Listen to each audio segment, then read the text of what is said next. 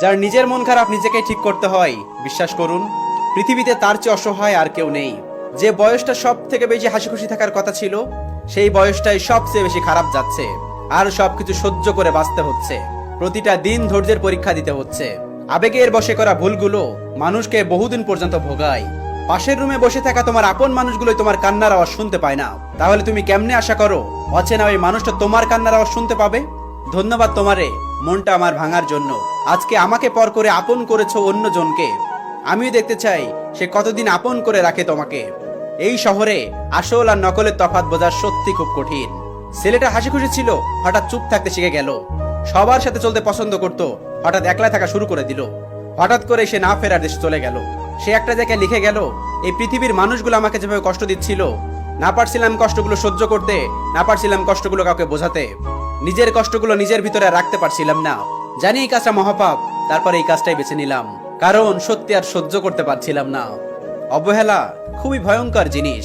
ধনীর গুরুত্বহীন অতিথি হওয়ার চেয়ে গরিবের প্রধান অতিথি হওয়া অনেক সম্মানের। কারণ অবহেলিত ভালোবাসা হওয়ার চাইতে সারা জীবন একা থাকা অনেক ভালো। মূল্যটা সবাই বোঝে, তবে হারিয়ে যাওয়ার পর। এই দুনিয়ায় ভালোর ভাগিদার সবাই, খারাপের ভাগিদার কেউ নাই। তাই আজ আমি একা, আমার কেউ নাই। বাস্তবতা কখনো কাঁদায়, কখনো হাসায়, আবার কখনো নিশ্চুপ বানিয়ে দেয়। বদলে যায়নি একটু, শুধু জেনে গেছি এই দুনিয়াটা কেমন।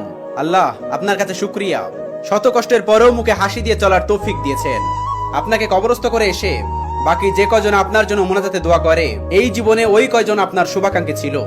খালি পকেট আপনার যা শিক্ষা দেবে, পৃথিবীর সমস্ত বই পড়েও সে শিক্ষা আপনি অর্জন করতে পারবেন না। যে ধোকা দেয় সে কিন্তু চালাক হতে পারে, কিন্তু যে ধোকা খায় সে কিন্তু বোকা নয়, সে কিন্তু বিশ্বাসী। আমি ঘরের বড় ছেলে ভাই, অভিনয় করে হলেও হাসতে ভালোবাসি। সবসময় এই কথাটা মনে রেখো, মানুষ থেকে পালিয়ে বাঁচা যায়, কিন্তু স্মৃতি থেকে পালানো যায় না। সেটা মানুষ কিংবা প্রিয় জিনিস, যেটা আমি খুব করে চেয়েছি সেটাই হারিয়েছি। কারোর মায়ায় পড়ে জীবনটা করো না ছাই, কারণ এই দুনিয়াতে টাকার যে আপন আর কেউ নেই। আজ থেকে প্রতিজ্ঞা করো, কষ্ট করতে করতে হাঁপিয়ে গেলেও জীবনের প্রত্যেকটা স্বপ্ন পূরণ করেই ছাড়বো। পরিবারের দায়িত্বটা মাথায় নিলে বোঝা যায় বাবার কষ্টটা কত। এই কথাটা সবসময় মাথায় রেখো, দরকার শেষ হলে কেউ তোমাকে মনে রাখবে না। ভালোবাসা কি চমৎকার, তাই না? যাদের জন্য আমরা কান্না করি তারা কখনোই আমাদের আপন হয় না।